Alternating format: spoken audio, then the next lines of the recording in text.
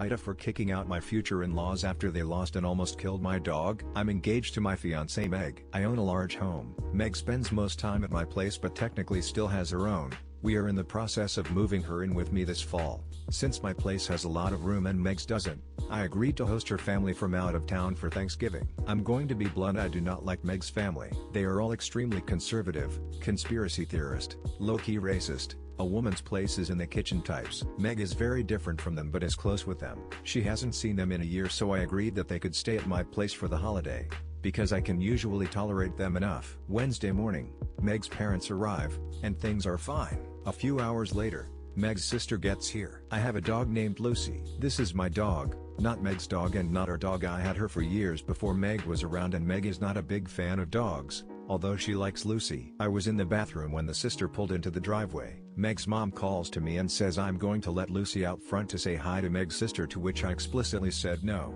don't do that. She needs to be on a leash and I should handle her. Give me a minute and I can come help, but leave her inside. I know she heard me because she said okay. 2 minutes later, Meg comes screaming saying that her mom let Lucy outside and she ran away down the street. I ran out of the house and got in my car to drive after her, but I could never find her. I drove all around my neighborhood and adjacent neighborhoods trying to find her all day, but I just couldn't. She had my number on her collar, but I was terrified she was gone or got hit by a car or something. Meg drove around in her car some throughout the day too, but her parents and sister did nothing. They just spent the day alone at my house. I went home and slept and then resumed the search in the morning on Thursday, Thanksgiving Day. I continued searching and got a call in the afternoon that someone found Lucy. I went and got her and she was a mess. She had several bite marks and was bleeding in several places. I think she got in a fight with a wild animal. I took her to the ER immediately and they patched her up and she will pull through luckily, but that process took a long time, so I didn't get home until Thursday night. Today I was exhausted and basically locked myself in my room with Lucy to watch her. Meg's dad knocked on my door and told me to be a man,